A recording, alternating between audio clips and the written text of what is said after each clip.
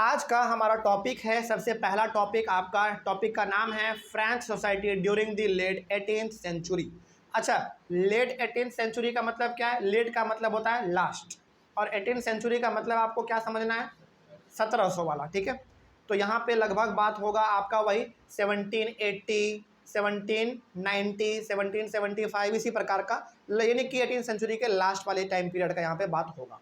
तो यहाँ पे हम लोग ये बात करने वाले हैं कि आखिर 18th सेंचुरी के आखिरी वाले दौर में फ्रेंच सोसाइटी किस प्रकार का था। फ्रेंच सोसाइटी मतलब फ्रांस किस प्रकार का था। ठीक है, यहीं से हमारा मेन चैप्टर जो है वो शुरुआत होता है। चलिए शुरू करते हैं। सबसे पहले पॉइंट में लिखा हुआ है इन 1774। अच्छा, 1774 का मतलब क्या हो गया? वही लेट 18th सेंचुरी। ठीक है, इन 1774 लुइस 16, ये लुइस 16 जो है ना, ये आपके बुक में रोमन नंबर में लिखा हुआ है। मेरे नोट्स में सिंपली नंबर में हमने लिख दिया है, तो आप इसको रोमन नंबर में कर लीजिएगा। ठीक है, तो या फिर ये भी ठीक है, उसमें कोई दिक्कत वाली बात नहीं है। In 1774 Louis 16 of the Bourbon family of kings became the king of France. ये सबसे महत्वपूर्ण पॉइंट है, समझिए ध्यान से। फ्रांस का बात हो रहा है, बात हो रहा है 1774 का। 1774 में फ्रांस के अंदर राजा बनते हैं लुइस 16। अब आपको थोड़ा सा इसके बारे में बताते हैं ताकि आपको कन्फ्यूजन ना हो। ये जो लुइस 16 है ना, ये बेसिकली आप ये कह सकते हैं कि पूरा का पूरा फ्रांस पे ना लंबे समय से एक ही फैमिली का कब्जा था। ठीक है, फ्रांस पे लंबे समय से एक ही फैमिली का कब्जा था, और उस फैमिली में जो भी आते थे ना, उसके आगे Louis first, Louis second, Louis fourth, fifth, six, seven इस प्रकार से लगता चला जाता था। तो इसका मतलब यहाँ पे बात हो रहा है लुइस 16 का। इसका मतलब ये है कि लुइस 15 इसके पहले वाले राजा रहे होंगे वहाँ के। ठीक है, तो 1774 में लुइस 16 राजा बनते हैं फ्रांस के। अच्छा, यहाँ पे कहा गया है बॉर्बन फैमिली। बॉर्बन फैमिली का मतलब होता है वो परिवार जो कि हमेशा से मुंह में सोने का चम्मच लेके पैदा हुआ है। मुंह में सोने का चम्मच लेके पैदा होने का मतलब यहाँ पे ये है, हाँ, हमेशा मतलब कि आप राजा के घर में पैदा हुए हैं तो आप राजा ही बनेंगे, एकदम लिख के ले लीजिए, ऐसा वाला फैमिली। तो बॉर्बन फैमिली का मतलब यहाँ पे ये है कि लुइस 16 का ऐसे घर में जन्म हुआ जो कि पूरे के पूरे फ्रांस पे रूल करता था। तो ऑब्वियस ये बात है भाई, तो ये भी आगे चल के राजा ही बनेगा। तो 1774 में फ्रांस का राजा बनता है कौन? लुइस 16। तो लुइस 16 से हम लोग ये अंदाज़ा लगा सकते हैं, और ये हकीकत भी है कि इसके पहले राजा कौन रहा होगा? लुइस 15। उसके भी पहले कौन? लुइस 14। उसके भी पहले कौन? लुइस 13। इस प्रकार से रहा होगा। ठीक है, तो 1774 में लुइस 16 फ्रांस का राजा बनता है। ठीक है, आगे बढ़ते हैं। ही वॉज 20 ईयर्स ओल्ड, और जिस समय वो राजा बनते हैं, जिस समय वो राजा बनते हैं उस समय उनका उम्र मात्र 20 साल ही था। सोचो, 20 साल में हम लोग भारत के नौजवान पढ़ाई करते रहते हैं, नौकरी लेते रहते हैं, उसका तैयारी करते रहते हैं। 20 साल की उम्र में तो लगभग भारत का एक नॉर्मल बच्चा 12th करके लगभग ग्रेजुएशन में जाता है ना। और ये देखो, फ्रांस में 20 साल की उम्र में राजा बन जा रहा है, सोचो, है ना। तो 20 साल की उम्र में राजा बनता है, and married to the Austrian princess Marie Antoinette. ये 20 साल की उम्र में सबसे पहले तो लुइस 16 राजा बन गया फ्रांस का, और उसके बाद इनका शादी होता है ऑस्ट्रिया के प्रिंसेस से। ऑस्ट्रिया भी एक छोटा सा कंट्री है, याद रखिएगा, यूरोप के अंदर ही एक छोटा सा ऑस्ट्रिया कंट्री है। ऑस्ट्रिया के प्रिंसेस यानी कि वहाँ की राजकुमारी से इनका क्या हो जाता है? विवाह हो जाता है, और उस प्रिंसेस का नाम है मैरी एंटोनिएट। याद रहेगा ये चीज़। तो 20 साल की उम्र में लुइस 16 राजा बनते हैं, और उसके बाद उनका शादी होता है ऑस्ट्रिया के प्रिंसेस यानी कि राजकुमारी, नाम है मैरी एंटोनिएट। ठीक है, आगे बढ़ते हैं। When Louis 16 became the king of France, he found an empty treasury। लेकिन यहाँ पे ना एक थोड़ा सा गलत हो गया लुइस 16 के साथ। अब चूंकि राजा है तो राजा का खजाना हमेशा भरा हुआ रहता है ना। आपने मूवी में भी देखा होगा कि राजा है तो राजा का खजाना हमेशा भरा हुआ रहता है। वो लोग एक अलग रूम ही बना देते हैं, खजाना घर, कि रूम में जाओ, जितना भी खजाना है लेके आओ, या फिर जाके अंदर में रख दो, खजाना घर। लेकिन लुइस 16 के साथ एक बड़ा गड़बड़ी क्या हुआ, मतलब कि कह सकते हैं कि इसका किस्मत ही ठीक नहीं था। जब ये राजा बना ना, उस समय पे फ्रांस के राजा का जो खजाना था वो पूरा का पूरा खाली हो चुका था। अब आपके मन में सवाल आना चाहिए कि सर, लुइस का पूरा फैमिली फ्रांस पे रूल करते आ रहा है, फिर जब ये राजा बना, और चूंकि राजा है तो संपत्ति का तो कमी होना नहीं चाहिए, लेकिन जब लुइस 16 राजा बना तो इसके सामने पूरा का पूरा फ्रांस का खजाना खाली क्यों दिखा, खाली क्यों था? सवाल उठना चाहिए। इसके पीछे सवाल का जवाब है, और उसके पीछे 5 कारण है। याद रखिएगा, ये सवाल बिल्कुल एग्जाम में पूछेगा। सवाल पूछेगा कि लुइस 16 जब फ्रांस का राजा बना तो उस समय में उन्होंने पाया कि फ्रांस का जो पूरा खजाना है, राजा का जो खजाना होता है, वो पूरा खाली हो चुका है। उसके पीछे रीजन क्या है? रीजन 5 है। क्या रीजन है? देखिए ध्यान से। Reason 4 empty treasury. क्या रीजन है? देखिए, सबसे पहला रीजन यहाँ पे क्या है? Long years of war had drained the financial resources of France. सबसे पहला रीजन ये है कि फ्रांस ना, मतलब बड़ा उतावला था। फ्रांस हमेशा चाहता था कि हम दूसरे कंट्री पे हमला करें, उसको जीत ले, अपने कब्जे में कर ले। जैसे आपको मालूम है कि भारत में भी पहले ही चलता था, एक राजा हमेशा चाहता था कि दूसरे राजा को मार दें, उसके धन संपत्ति, प्रॉपर्टी, ज़मीन को हम अपने कब्जे में ले लें। तो फ्रांस में जो पहले लुइस 16 के पहले जो राजा हुआ करते थे, फ्रांस के हो सकते हैं, लुइस 16 के हो सकते हैं दादा रहे हों, परदादा रहे हो, है ना, या फिर हो सकता है उनका नाना रहा हो, कोई भी राजा रहा हो। तो फ्रांस ये हमेशा से चाहता था पहले कि हम दूसरे कंट्री पे हमला करें और उस कंट्री को अपने कब्जे में ले लें। तो अब जरा एक बात बताइए कि अब जब आप दूसरे कंट्री के साथ युद्ध लड़ेंगे तो क्या युद्ध में पैसा खर्च नहीं होगा? बिल्कुल होगा। आप गोला बारूद खरीदेंगे, बनाएंगे, तो उसमें पैसा खर्च होगा। तो यहाँ पे राजा का जो खजाना था उसमें से बड़ा अमाउंट खर्च किया गया लड़ाई को लड़ने में। अब सवाल है कि फ्रांस किसके साथ लड़ाई लड़ा? वो अलग अलग कंट्री के साथ हमेशा लड़ाई लड़ते रहता था और ये चाहता रहता था कि हम उसको कब्जा कर ले, अपने अंडर में ले लें। तो पहला रीजन क्या हो गया कि फ्रांस को लड़ाई लड़ने का बड़ा शौक था। पहला रीजन ये हो गया, जिसके वजह से उनका खजाना खाली हो गया। पहला रीजन ये हो गया। उसके बाद दूसरा रीजन क्या है? The cost of maintaining an extravagant court at the immense palace of Versailles. Versailles भी आप इसको कह सकते हैं, वर्सेल। अब देखिए, फ्रांस के अंदर एक जगह है, जगह का नाम है वर्सेल, ठीक है। फ्रांस के अंदर एक जगह है, जगह का नाम है वर्सेल्स। यहाँ पे ना फ्रांस के बड़े बड़े शानदार शानदार बिल्डिंग हुआ करते थे, जहाँ पे कि वो आके अपना बड़ा बड़ा मीटिंग किया करता था। जैसे फॉर एग्जाम्पल यदि हम लोग भारत का बात करें तो भारत में सबसे शानदार बिल्डिंग आपको कहाँ पे देखने को मिलेंगे? बहुत ऐतिहासिक जहाँ पे बड़े बड़े मीटिंग होते हैं, न्यू दिल्ली में, क्योंकि वो हमारे भारत का कैपिटल है, ठीक है। तो यहाँ पे फ्रांस के जितने भी बड़े बड़े मीटिंग होते थे, जितने भी बड़े बड़े शानदार बिल्डिंग हुआ करते थे, वो कहाँ पे लोकेट करते था? वर्सेल में करता था। तो अब जरा बताइए कि जब उतना महंगा महंगा बिल्डिंग है, उतना शानदार शानदार बिल्डिंग है, उसको मेंटेन करने में भी तो पैसा लगेगा। तो वो मेंटेन करने में जो पैसा लगा, वहाँ पे भी राजा के खजाने को खाली किया गया, यानी कि वहीं से पैसा इसमें लगाया गया। ये दूसरा कारण हो गया, ठीक है। दूसरा कारण पूछे, क्या बताएंगे आप? दूसरा कारण ये था कि बड़े बड़े शानदार बिल्डिंग उनके हुआ करते थे वर्सेल में, उनके मेंटेनिंग में उनका पैसा खर्च किया गया। दूसरा कारण हो गया। तीसरा कारण क्या था भाई? तीसरा कारण ये था कि France help the 13 American colonies to gain their independence from the Britain. अब आपको मालूम है कि ब्रिटेन भी एक छोटा सा कंट्री है यूरोप के अंदर, है ना। देखिए क्या लिखा हुआ है, France help the 13 American colonies to gain their independence from the Britain. America के 13 कॉलोनी को अपने कब्जे में रखा था किसने? ब्रिटेन ने। अब अमेरिका वाला आया फ्रांस के पास मदद मांगने के लिए कि भाई देखो तुम्हारे पास पैसा बहुत है और हम हैं संकट में। मदद मांगने के लिए कौन आया?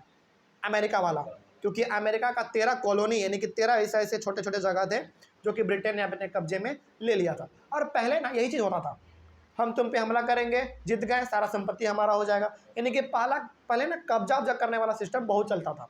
तो ब्रिटेन ने कब्जा कर रखा था अमेरिका के 13 कॉलोनी पे। अब यहाँ पे अमेरिका वाला चाहता है कि भाई मेरा कॉलोनी है, ब्रिटेन वाला कब्जा करके रखा है। ये मदद मांगने के लिए अलग अलग जगह पर गया, इसको कोई मदद नहीं किया। फिर घूम फिर के ये किसके पास आया? फ्रांस के पास आया। फ्रांस में आके कहता है कि भाई देखो मेरा 13 कॉलोनी जो है ना ब्रिटेन के अंडर में है, उसको हटाने के लिए हम युद्ध लड़ना चाहते हैं। उसके लिए चाहिए पैसा जो कि मेरे पास है नहीं और तुम्हारे पास बहुत है, तो तुम हमको कुछ पैसा उधार के तौर पे दे दो। तो वो पैसा जो है फ्रांस ने अमेरिका को दे दिया। अब पैसा देगा तो भाई खजाना तो खाली होगा ही, तो ये तीसरा कारण हो गया। ठीक है, अब चौथा कारण देखते हैं क्या है। Lenders who gave the state credit now began to charge 10% interest on loans, so the French government spend an increasing percentage of its budget on interest payment. अब जरा देखिए ध्यान से, चूंकि फ्रांस को भी युद्ध लड़ने का बड़ा शौक था, तो ये ना कभी कभी युद्ध लड़ने के लिए इनके पास भी धन संपत्ति का कमी हो जाता था। क्योंकि देखिए कोई भी लड़ाई हो, जब एक कंट्री दूसरे कंट्री से लड़ाई लड़ता है ना, हमको कहने में बड़ा आसान लगता है कि दोनों के बीच में युद्ध हो रहा है, लेकिन उसमें जो पैसा खर्च होता है ना वो बहुत खर्च होता है, बहुत ज़्यादा खर्च होता है। जैसे फॉर एग्जाम्पल मान लीजिए आप जो वो देखते हैं पुलिस लोग जो बुलेट इस्तेमाल करते हैं, छोटे छोटे गोली, उसमें जो दाग डाल के सिक्सर जिसको हम लोग कहते हैं छोड़ा जाता है, वो बहुत महंगा होता है। अब वहाँ पे जो मिलिट्री में बड़े बड़े तोप दागे जाते हैं वो तो लाखों करोड़ों रुपए का एक तोप होता है, सिंपल सीधा सा, है ना। तो अब यहाँ पे चूंकि फ्रांस को शुरू से ही लड़ाई लड़ने का शौक था, तो फ्रांस भी लड़ाई लड़ने के लिए कभी कभी दूसरे कंट्री से लोन ले लेता था कि भाई थोड़ा सा पैसा दे दो, हम दूसरे पे हमला कर रहे हैं, जीतेंगे तो तुमको वापस अपना पैसा कर देंगे। अब दूसरा कंट्री जिससे इन्होंने लोन लिया था वो सब कंट्री क्या कर रहे हैं, अब फ्रांस को कह रहा है कि भाई देखो तुम जो हमसे पैसा लिए थे, पैसा तो हमको चाहिए ही चाहिए, प्लस 10% इंटरेस्ट भी चाहिए। मतलब कि यदि तुम हमसे 1 लाख रुपये लिए हो तो 1 लाख तो तुम देगा ही देगा हमको, प्लस उसका जो इंटरेस्ट बनेगा वो भी हमको तुम देगा।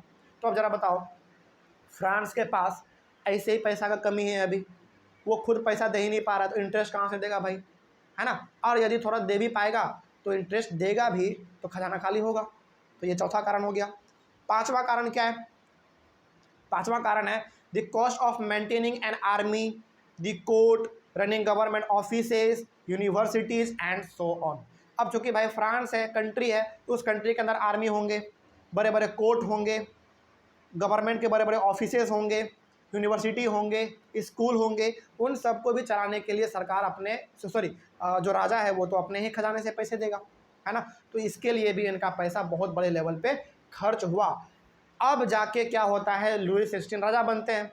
अब जब बताइए कि जब वो राजा बनेगा तो क्या उसके खजाना में कुछ पैसा दिखेगा, नहीं दिखेगा। तो जब आपसे कारण पूछा जाए कि लुई 16 जब राजा बना तो उस समय पे फ्रांस का पूरा खजाना यानी कि पूरा पैसा ख़त्म क्यों हो गया था, तो आपके पीछे 5 कारण हैं। पहला कारण ये था कि फ्रांस को युद्ध लड़ने का बड़ा शौक था, तो वो हमेशा युद्ध लड़ता रहता था एक दूसरे कंट्री से, जिसमें उसका पैसा बहुत ही खर्च होता था। ये पहला कारण हो गया। दूसरा कारण ये हो गया कि फ्रांस में एक छोटा सा जगह है, सिटी है वर्सेल, उसमें उनके बड़े शानदार बिल्डिंग थे जहाँ पे वो बड़े बड़े मीटिंग क्या करता था, और उतने शानदार बिल्डिंग को मेंटेन करने के लिए भी बड़ा अमाउंट लगता था। तो ये दूसरा कारण हो गया। तीसरा कारण ये था कि फ्रांस ने अमेरिका को बहुत बड़े लेवल पे पैसा दे दिया था। क्यों, ताकि अमेरिका अपने 13 कॉलोनी को ब्रिटेन से आज़ाद करवा पाए, तो वहाँ पे भी उनका पैसा चला गया। ये तीसरा कारण हो गया। चौथा कारण ये था कि कभी कभी युद्ध लड़ने के लिए फ्रांस भी दूसरे कंट्री से लोन लेता था। अब उनको लोन के साथ साथ इंटरेस्ट भी पे करना पड़ रहा है, तो उसमें भी उनका बड़ा पैसा चला गया। ये चौथा कारण था। पांचवा कारण ये था कि फ्रांस में गवर्नमेंट ऑफिसेज हैं, स्कूल है, यूनिवर्सिटी है, कोर्ट है, आर्मी है। आर्मी है तो भाई उनको सैलरी नहीं दोगे आप, सैलरी यदि नहीं दोगे तो फिर वो आपके लिए काम ही नहीं करेगा। तो इन सब को भी चलाने के लिए वहाँ पे सरकार के यानी कि खजाने राजा का जो खजाना था उसको बड़े लेवल पे इस्तेमाल किया गया। तो ये 5 ऐसे कारण थे जिसके वजह से फ्रांस का खजाना पूरा खाली हो चुका था। और जब लुई 16 राजा बना तो एक तरीके से वो कंगाली में राजा बना। मतलब एक राजा बनता है तो उसको लगता है कि चलो भाई पूरा पैसे का कमांड मेरे अंदर में आ गया। राजा तो बन गया लेकिन पैसा का कमांड इसके पास नहीं आ पाया, क्योंकि पैसा फ्रांस में है ही नहीं। ठीक है, तो ये 5 कारण था। कोई डाउट, एकदम उंगली पे याद रखना है और जैसे पूछा जाए वैसे ही आपको बता देना है। अब जरा बताइए, ध्यान से सोचिएगा, थोड़ा कॉमन सेंस लगाइएगा। एकदम फ्रांस का पूरा खजाना हो चुका है खाली, फ्रांस को चलाना है और राजा है, तो भाई खजाना तो भरना ही पड़ेगा, तभी तो वो चला पाएगा। इसके लिए अब वो क्या करेगा, राजा को क्या चाहिए, पैसा चाहिए, तभी वो खजाना भर पाएगा और अपने कंट्री फ्रांस को अच्छी तरीके से रूल कर पाएगा। अब उसके लिए क्या करते हैं वो, उसके लिए करते हैं the state was forced to increase taxes. अब यहाँ पे लुईस 16 क्या करते हैं, ऑर्डर दे देते हैं अपने पूरे सिपाहियों को, उनके अंदर जो भी जितने मंत्री संतरी काम करते थे उनको ये एडवाइस देते हैं कि भाई देखो पूरा खजाना हो चुका है खाली, रूल तो हम कर पाएंगे नहीं बिना पैसा के, तो अब क्या कर दो, हर एक चीज़ों पे टैक्स बढ़ा दो। जैसे आपको मालूम है इंडिया में आप कुछ भी खरीदते हैं तो आपको उस पर टैक्स देना पड़ता है और उसी टैक्स से आपका कंट्री चलता है। जैसे आप देखते हैं बड़े बड़े पुल बनते हैं, है ना, बड़े बड़े नए नए ट्रेन चलते हैं, ये सब क्यों, हमारे पैसे से हम लोग टैक्स देते हैं। जैसे आप बिस्किट खाते हैं, 5 रुपये के आप बिस्किट खरीदते हैं, आपको मालूम नहीं है, लेकिन उसी 5 में से कुछ पैसे जो हैं वो टैक्स के रूप में गवर्नमेंट के पास आते हैं आपके। तो जो भी चीज़ आप इस्तेमाल आज कर रहे हैं उन सारे चीज़ों का आप टैक्स दे रहे हैं, आपको मालूम नहीं है, लेकिन अंदर ही अंदर आपका वो टैक्स जा रहा है। तो अब यहाँ पे टैक्स बढ़ाने से क्या होगा, लुईस 16 का जो खजाना है वो धीरे धीरे बढ़ना शुरू होगा। ठीक है, आगे बढ़ते हैं। फिर उसके बाद क्या है, division of French society, division of French society. अब यहाँ पे ना, अब थोड़ा सा समझिए ध्यान से, यदि आप एनसीईआरटी बुक को पलट के देखेंगे तो सब चीज़ मिला के दिया हुआ है और वो चीज़ समझ में नहीं आएगा। तो यहाँ पे हमने क्या किया है ताकि आप समझ पाएँ इसी तरीके से, उसके लिए हम अलग अलग टॉपिक डिवाइड कर दिए हैं।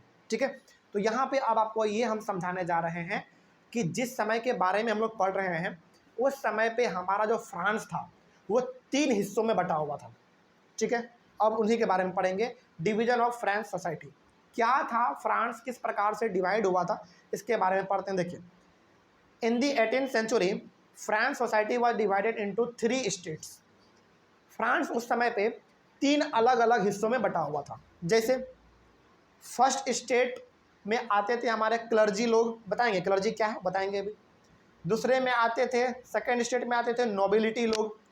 थर्ड स्टेट में आते थे बड़े बड़े बिजनेसमैन लोग, मर्चेंट लोग, कोर्ट के बड़े बड़े officials, lawyer, peasants, artisans, landless labourers and servants, ये सारे लोग आते थे। अब समझिए ये तीनों है क्या, ये तीनों एक तरीके से बता रहा है कि किस प्रकार का लोग वहाँ पे रहते थे। जैसे सबसे पहले स्टेट में जो है वो हमारे हैं क्लर्जी वाले लोग। क्लर्जी में हमारे वो लोग आते हैं, जो कि आपको मालूम है कि फ्रांस है तो वहाँ पे कौन सा धर्म फॉलो होता है, क्रिश्चियनिटी, है ना।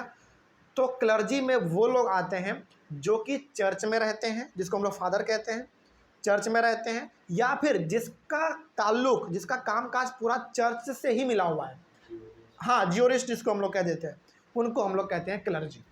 ठीक है, क्लर्जी में आपको याद रखना है, क्लर्जी का मतलब होता है वो लोग जिनका ताल्लुक चर्च से लगा रहता था। हाँ, रिलीजियस लोग, बिल्कुल सही आपने पकड़ा है, रिलीजियस लोग, मतलब कि जो कि धर्म के बारे में ज़्यादा आगे बढ़ चढ़ के काम करते थे। जैसे हम लोग हमारे इंडियन सोसाइटी में खास करके यदि हिंदू रिलीजन के बारे में बात करें तो यहाँ पे हमारे पंडित लोग होते हैं, ऋषि मुनि लोग होते हैं, तो वहाँ पे कौन थे, क्लर्जी लोग थे। ठीक है, उसके बाद सेकंड स्टेट में आते हैं हमारे नोबिलिटी लोग। नोबिलिटी लोग में वो आते हैं जो कि राजा के फैमिली से बिलोंग करते थे। राजा के फैमिली से बिलोंग करते थे, इसका मतलब यहाँ पे ये नहीं है कि सिंपल एक राजा ही उसमें थे, नहीं, राजा के जितने भी बड़े रिश्तेदार हैं, राजा का नानी, उसका भी नानी, उसका भी नानी, उसका भी नानी, ये सब के सब किस में आते थे, नोबिलिटी में आते थे। यानी कि जिनके पास बहुत धन संपत्ति हो उसको हम लोग कहते थे नोबिलिटी। उसी में हमारे उस समय पे लुईस 16 भी आते थे। तो आपसे सवाल पूछ दे कि लुईस 16 किस स्टेट में बिलोंग करते थे, सेकेंड स्टेट में, नोबिलिटी में। ठीक है, और थर्ड स्टेट में हमारे आते थे आम आदमी। आम आदमी में कौन भाई, बड़े बड़े बिजनेसमैन लोग हो गए, मर्चेंट, मर्चेंट का मतलब वही जो खरीद बिक्री करते हैं वो हो गए हमारे, जो कोर्ट में काम करते हैं, जज हो गए हमारे, लॉयर हो गए वो हो गए, किसान हो गया, आर्टिसंस हो गया, लैंडलेस लेबर हो गया, यानी कि लेबर हो गया जो कि मजदूरी पे काम करते हैं, और कुछ नौकर हो गए। तो ये यानी कि जो आम आदमी होते हैं वो हमारे आते थे थर्ड स्टेट में। अच्छा, अब आपको यहाँ पे ना थोड़ा सा आपको सोचना चाहिए, सोचना ये चाहिए कि सर फ्रांस का राजा है लुईस 16, उसको फर्स्ट स्टेट में होना चाहिए, यानी कि नोबिलिटी को फर्स्ट स्टेट में होना चाहिए, क्लर्जी को सेकंड स्टेट में होना चाहिए। आपके मन में सवाल आना चाहिए ना। लेकिन यहाँ पे रीजन बड़ा साफ है, रीजन बड़ा साफ यहाँ पे ये है कि चाहे कोई भी धर्म हो, वहाँ पे कोई भी धर्म हो, कितना ही बड़ा राजा क्यों ना हो, वो अपने गुरु को या फिर अपने बड़े बड़े ऋषि मुनि को हमेशा प्रथम स्थान पर रखते हैं। जैसे हमारे, यदि हम लोग अपने इंडिया का बात करें तो इंडिया में बहुत बड़े बड़े राजा हुए हैं, लेकिन आपने हमेशा देखा होगा कि वो राजा जाके जरूर ऋषि मुनि के पैर छूते थे। ये आपने ज़रूर देखा होगा, है ना। तो ऐसा क्यों हुआ? क्योंकि ऐसा माना जाता है कि जो क्लर्जी लोग हैं, या फिर हमारे भारत में भी हम लोग बात करें ऋषि मुनि का, या फिर हमारे पंडित जी का बात करें, तो एक धारणा बना हुआ है कि इनके पास नॉलेज ज़्यादा है, ये प्योर आदमी है, इनका कांटेक्ट डायरेक्ट ईश्वर से होता है, इसीलिए हम लोगों ने उनको फर्स्ट पोजीशन दिया है ना। तो यहाँ पे भी क्लर्जी लोगों को, यानी कि रिलीजियस लोगों को सबसे टॉप पोजीशन पे रखा गया है। उसके बाद हमारे सेकंड पोजीशन पे हमारे राजा लोग आते हैं, ठीक है। तो यहाँ पे अब आपको याद रखना है कि उस समय पे फ्रांस 3 हिस्सों में बटा हुआ था। पहला हिस्सा था हमारा फर्स्ट स्टेट, जिसमें हमारे क्लर्जी लोग आते थे, यानी कि रिलीजियस लोग, जिनका ताल्लुक पूजा पाठ कराना, शादी ब्याह कराना, रिलीजियस लोग, यानी कि जो कि क्रिश्चियनिटी को फॉलो ज़्यादा करते थे, उनमें बढ़ चढ़ के काम करते थे। दूसरे में आते थे हमारे राजा लोग, जितने भी राजा के परिवार हैं, फैमिली है, जहाँ तक उनका फैला हुआ है वो सब इसी में आएगा। तीसरे में हमारे थे बड़े बड़े बिजनेसमैन, यानी कि आम आदमी, ठीक है। आगे बढ़ते हैं। उसके बाद only members of the third state paid taxes. अब आपने पिछले वाले क्लास में ये देखा था कि राजा का खजाना हो चुका था खाली, उसको भरने के लिए उन्होंने क्या आदेश दिया? टैक्स बढ़ा दो। लेकिन यहाँ पे भी शर्त क्या है भाई? शर्त यहाँ पे ये है कि फर्स्ट स्टेट और सेकेंड स्टेट वाला टैक्स नहीं देगा, यानी कि क्लर्जी और नोबिलिटी, यानी कि रिलीजियस लोग, फादर लोग जो पूजा पाठ करवाते हैं क्रिश्चियनिटी में, वो लोग, और राजा लोग और उनका जो फैमिली है पूरा, वो लोग एक भी रुपया का टैक्स नहीं देगा, बल्कि टैक्स कौन देगा? थर्ड स्टेट के लोग देंगे, यानी कि बिजनेसमैन, आम मर्चेंट हो गया, लॉयर हो गया, है ना, टीचर, प्रोफेसर, ये लोग देंगे टैक्स। बस आगे बढ़ते हैं फिर। About 90% of the population are peasants. लेकिन यदि हम लोग बात करें थर्ड स्टेट का, तो थर्ड स्टेट में तो सारे लोग थे, आम आदमी, लेकिन उनमें से भी जो सबसे ज़्यादा संख्या यदि किसी का था, तो वो था कौन? पीजेंट्स लोग, यानी कि किसान लोग उसमें ज़्यादा आते थे, 90%। जो 10% बचे उसमें हमारे आते थे बिजनेसमैन, मर्चेंट, कोर्ट के बड़े बड़े लॉयर, जज, ये सब आते थे, लेकिन 90% उसमें कौन थे? पीजेंट्स थे, ठीक है। उसके बाद only a small number of them on the land they cultivated. 90% population किसका है? पीजेंट्स का। किस में? थर्ड स्टेट में। लेकिन 90% होने के बावजूद भी उसमें से कुछ ही ऐसे किसान होते थे जिनके पास अपना ज़मीन होता था खेती करने के लिए। तो फिर अब सवाल होना चाहिए कि सर, तो फिर पूरा फ्रांस का ज़मीन किसके अंडर में होता था? अंडर में होता था राजा के। राजा के अंडर में होता था ज़मीन, और यदि आपको ज़मीन लेना है खेती करने के लिए, तो राजा के पास जाओ, टैक्स पे करो, राजा से ज़मीन लो, फिर अपने उस पर खेती करो, ठीक है। आगे, about 60% of the land was owned by nobles. 60% land France के मालिक कौन थे? नोबल्स, मतलब कि बड़े बड़े राजा महाराजा लोग, ये सब थे। द चर्च, यानी कि चर्च में जितने भी रिलीजियस लोग थे उनके अंडर में ज़मीन था।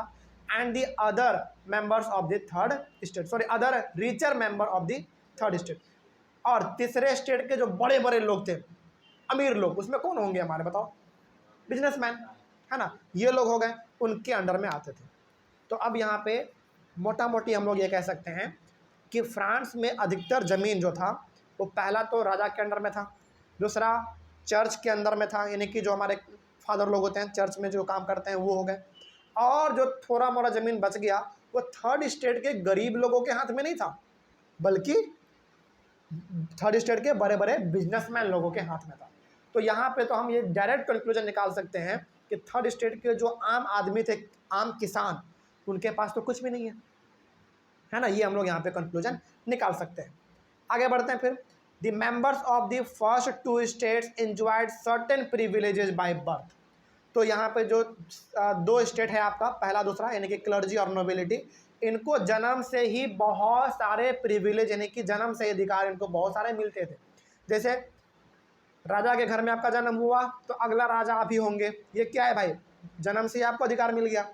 जैसे जैसे आप चर्च में काम करने वाले के बेटे हैं तो अगला पोजीशन चर्च में आप ही का होगा, ये जन्म से अधिकार उनको मिल गया। लेकिन थर्ड स्टेट में ऐसा कोई अधिकार नहीं था, ठीक है।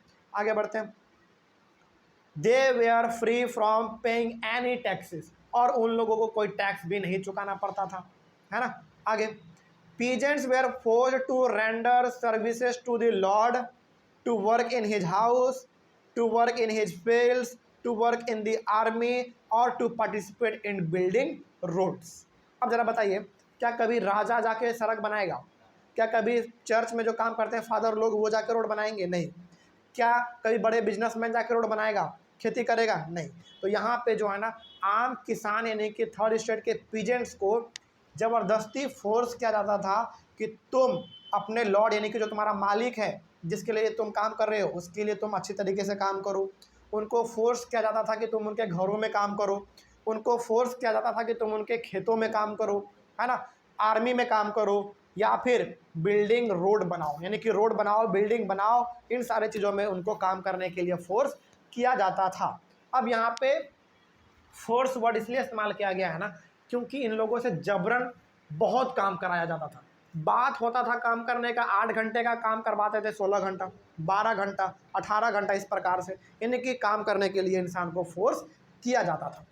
ठीक है, यानी कि हम यहाँ पे कह सकते हैं कि जो फ्रांस में सबसे बुरा हाल था ना, वो हाल था थर्ड स्टेट के लोगों का। और थर्ड स्टेट में भी सबसे ज़्यादा किसका? पीजेंट्स लोगों का, जो आम आदमी थे, किसान थे। उसके बाद क्या लिखा हुआ देखिए, the church collected taxes known as tithes from the peasants. किसान लोगों से जो चर्च टैक्स कलेक्ट करता था उनको यहाँ पे क्या कहा गया है? थीसिस कहा गया है। ठीक है, अच्छा अब आपके मन में सवाल होना चाहिए कि सर चर्च वाले लोग क्यों टैक्स कलेक्ट करेंगे किसानों से? हाँ, चर्च को मेंटेन करने के लिए, और चर्च में बहुत सारे लोग काम करते हैं तो उनको अनाज भी चाहिए, है ना, तो वो लोग तो खरीदेंगे नहीं भाई, तो जाके फोर्सली पीजेंट से जाके कब्जा कर लेंगे वो लोग, है ना। तो यहाँ पे जो टैक्स पीजेंट्स देते थे किनको? चर्च को देते थे। उन टैक्स का नाम क्या था? थीसिस था। ठीक है, थीसिस का मतलब भी हमने यहाँ पे लिख रखा है कि a tax levied by the church comprising 1/10 of the agricultural produce. मतलब ये हो गया कि जो किसान लोग खेती करते थे उनमें जो, जैसे मान लीजिए कि उन्होंने खेती किया, उनको 10 बोरी चावल हुआ, तो 10 बोरी में से 1 बोरी जो है चर्च को जाके देना पड़ता था एज अ टैक्स, और उस टैक्स का नाम क्या था? थीसिस। ठीक है, आगे उसके बाद a direct tax known as taille and a number of indirect taxes were also collected on articles of everyday consumption like salt और टोबैको। चर्च जो टैक्स लेता था वो तो अपना लेता ही था, इसके साथ ही साथ राजा के पास भी अलग से टैक्स जाता था, डायरेक्ट और इनडायरेक्ट टैक्स। उसको क्या कहा गया है? उसको नाम दिया गया है टैली। ठीक है, और ये टैक्स जो है ना आम यानी कि प्रतिदिन इस्तेमाल होने वाली चीज़ों में लगता था। जैसे नमक, नमक भाई आप जब तक खाना बनाएंगे तब तक आपको देना पड़ेगा। तंबाकू, तंबाकू अधिकतर लोग उस समय पे खाते थे फ्रांस में, है ना, यानी एक शौक था, खाने का क्रेज था उस समय पे। तो जो भी चीज़ मतलब आप इस्तेमाल करते थे उसमें फ्रांस में उस समय पे आप जो भी सामान इस्तेमाल करते थे उसके लिए आपको टैक्स देना पड़ता था। ठीक है, उसके बाद आगे तो मीनिंग ऑफ टैली, यानी कि टैली भी क्या था? एक टैक्स था। To be paid directly to the state, यानी कि यहाँ पे स्टेट का मतलब है वही राजा। तो राजा को जो डायरेक्ट टैक्स देना पड़ता था उनका नाम था टैली। अच्छा, यहाँ पे ना 2 सवाल आपसे पूछेगा कि थीसिस और टैली दोनों में डिफरेंस क्या है? डिफरेंस ये है, पहला बात तो दोनों टैक्स है, बस मेजर डिफरेंस ये है कि थीसिस जो था वो थीसिस टैक्स का नाम था जब पीजेंट्स चर्च को देते थे, है ना, और टैली टैक्स किसका नाम था? जब आदमी डायरेक्ट राजा को टैक्स देता था, उसका नाम था टैली। ठीक है, all these taxes they are paid by the members of the third state only. और ये सारा का सारा टैक्स, चाहे वो टैक्स थीसिस हो, चाहे वो टैक्स टैली हो, ये सबका सब टैक्स केवल और केवल थर्ड स्टेट के लोगों को ही देना पड़ता था। कोई डाउट इसमें? चलिए आगे बढ़ते हैं। अच्छा, उसके बाद तो फिर हमारा नया टॉपिक है द स्ट्रगल टू सर्वाइव। इसको हम लोग अपने अगले वाले क्लास में करेंगे, लेकिन यहाँ तक में कोई डाउट आप लोगों को बात समझ में आई है? तो यहाँ पे आपने ये समझ लिया कि फ्रांस जो है 3 हिस्सों में पूरी तरीके से बढ़ चुका था, जिसमें से सबसे बुरा हाल किसका था? थर्ड स्टेट का, और थर्ड स्टेट में भी किसका? पीजेंट्स लोगों का। ठीक है, चलिए आगे बढ़ते हैं। हर एक चीज़ों को आप याद रखिएगा और आगे चल के आपको ये कनेक्ट करना पड़ेगा, ठीक है ना, तभी आपको ये चीज़ समझ में आएगा। तो अगले वाले क्लास में हम लोग मिलेंगे। ऑनलाइन वाले बच्चे कहीं पे कोई डाउट हो तो आप एक बार कमेंट कर लीजिएगा। मिलते हैं अगले वाले क्लास में। टॉपिक होगा हमारा अगले वाले क्लास में the struggle to survive. Thank you very much and have a nice day.